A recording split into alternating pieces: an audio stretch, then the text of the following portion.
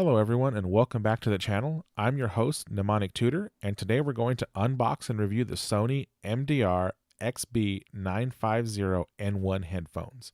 We'll cover what these are, my experience using them, some pros and cons and gotchas, and whether or not you should buy them. Don't forget to subscribe to the channel and drop a like if you enjoyed this review.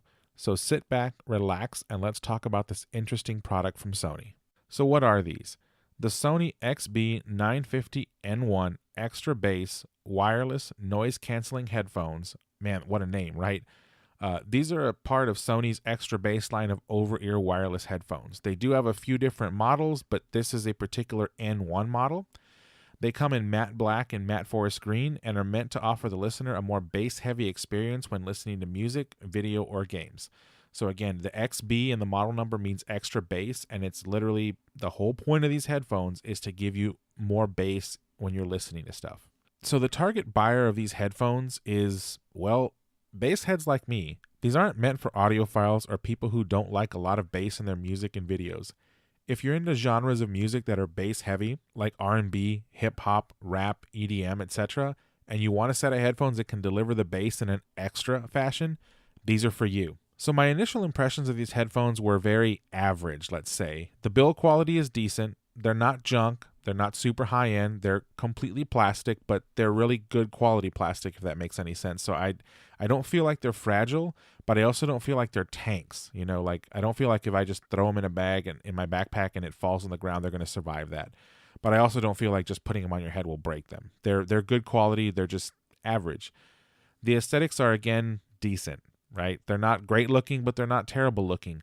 I feel like they have a large gap between the upper part of the band and your head, so they can look odd on smaller heads, but that's kind of an aesthetic thing, right? The ear cups are huge at first sight, and the button placement seems a little bit cramped, especially if you have big hands. But again, these are the initial impressions I had with it, and then once I started using it, some things got better and some didn't. So my overall experience with the product was solid. These headphones definitely deliver the bass as promised, though I believe that also makes it easier for them to clip at higher volumes.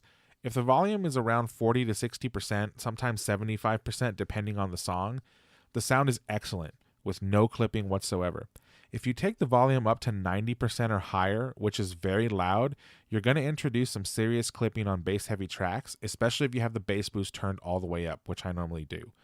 This is expected, though, as the same would happen on any other headset driven by a strong amplifier. The overall sound quality is solid for the price, though, so I would say they're definitely good quality sound and bass boost, which is what you're buying these for. The mids and highs are clear but noticeably quieter, so it basically just bumps up the bass end of the spectrum and makes it really solid for you. With the bass boost off, the sound is a lot more balanced, but then you have to ask yourself, why did you buy these in the first place? There are many other headsets that offer a balanced sound. This particular set is meant to boost bass. At the same time, it makes sense to turn it off on certain tracks if you want to listen at a very loud volume with no clipping. Another feature present on these cans is noise canceling. It works very well.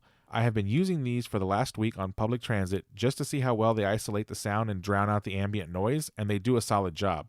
Are they as good as my Bose cans? No, but they're pretty close. These headphones also come with various surround sound modes that you can enable in the accompanying Headphones app. I know, original name, right? The Headphones app. These are surround VPT off, so no surround whatsoever, concert hall, outdoor stage, club, and arena. Again, I don't know why these are here, but I imagine there's a reason. Listening to audio in all of the modes available, off sounded the best to me as it had the clearest mids and highs. Speaking of the Headphones app, it's a welcome addition to the controls on the outside of the headphones themselves. As I mentioned earlier, the controls feel a little bit cramped around the ear cups, so you can access all of the same functionality plus more in the app without actually having to touch the on-ear controls. In the app, you can select the surround VPT mode, select the level of bass from -10 to +10, and enable or disable noise canceling. That's about all the app does, and that's pretty much all of the controls that are on the outside of the headphones, other than, pause, play, forward, and back on the track, but those are going to be in the actual app you're listening to, either music or video, or perhaps playing a video game. Overall, I'd say the product is user-friendly. The controls are clearly marked and respond well to touch. Aside from them being a little cramped, they do work as they should. I will say, though, that having the app makes these headphones much more user-friendly. They operate with Bluetooth 4.1, so pairing is super easy and audio quality is good.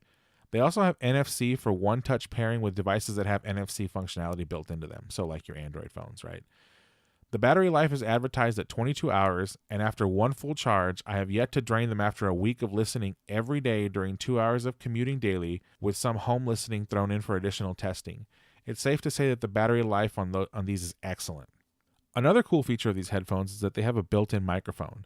It isn't broadcast quality, but will work great for phone calls or video calls. I tested it with several people, and everyone could hear me fine.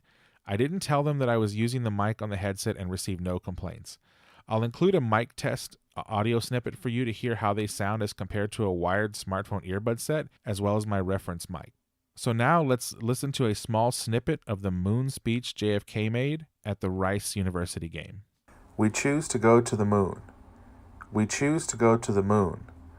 We choose to go to the moon in this decade and do the other things, not because they are easy, but because they are hard.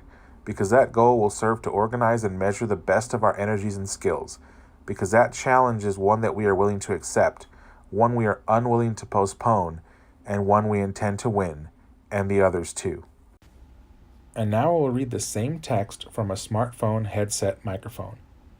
We choose to go to the moon. We choose to go to the moon. We choose to go to the moon in this decade and do other things, not because they are easy, but because they are hard. Because that goal will serve to organize and measure the best of our energies and skills. Because that challenge is one that we are willing to accept, one we are unwilling to postpone, and one we intend to win, and the others too. And now I will read the same text from my reference Audio-Technica microphone. We choose to go to the moon. We choose to go to the moon. We choose to go to the moon in this decade and do other things, not because they are easy, but because they are hard. Because that goal will serve to organize and measure the best of our energies and skills. Because that challenge is one that we are willing to accept, one we are unwilling to postpone, and one we intend to win, and the others too. So let's talk about potential pain points or gotchas. The biggest pain point again for me is that the controls are a bit tight in the ear cups. I don't see how Sony could have really spread them out any farther though, so unless they move them to the sides of the ear cups, but I'm not sure that would have been a great idea either. I know their high-end MX-1000s do that, and people are always complaining about those controls, so this is kind of like a lose-lose situation, right? I often push the wrong buttons when trying to turn the bass boost on or off, or enable or disable active noise canceling, or just advance a track. So because of that, I just use a smartphone app for all that. If I do use a smartphone app, this makes everything much easier, so I recommend you do that as well. Unless you have small hands and you can find the buttons easier, but for me, the smartphone app is where it's at. These headphones do have aptX, but not aptX low latency. So when trying to game or watch video, you'll notice the audio is a little bit off sync, especially when you're watching like an interview and you're looking at someone's lips while they're talking. You can tell there's a very, very slight delay, sub-millisecond, but you can tell. This would be the same for any other headset that does not have low latency Bluetooth audio, so just be aware of that when you're looking at these. These may not be the best for serious gaming, but these are not really marketed to that segment. They're for music bass heads. Alternatives in the space?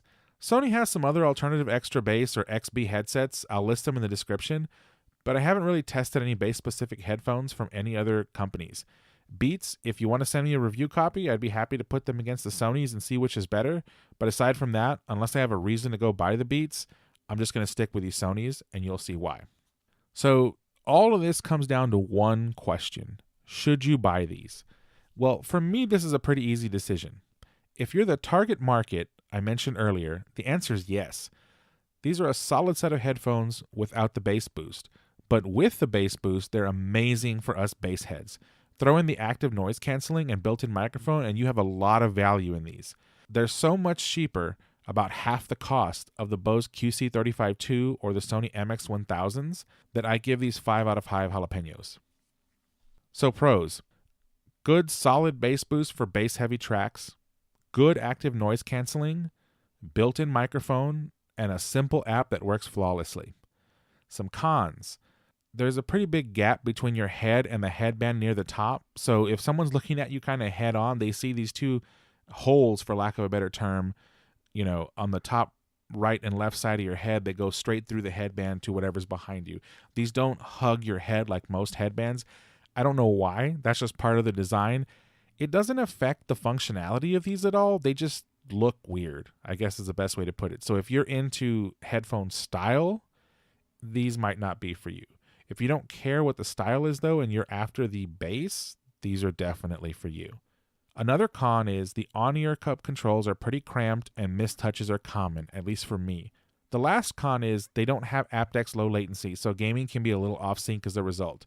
I know that a lot of people are not going to care about that, but since my channel is primarily focused around gaming and technology, a lot of us game with that technology, so I do use my Bluetooth headset to try to game, or at least I tried to. I hooked it up to my Nintendo Switch with a Bluetooth adapter, and it sounds okay. The sound is great in terms of like the quality, the bass, and all that, but like I said, you can tell there's a slight delay.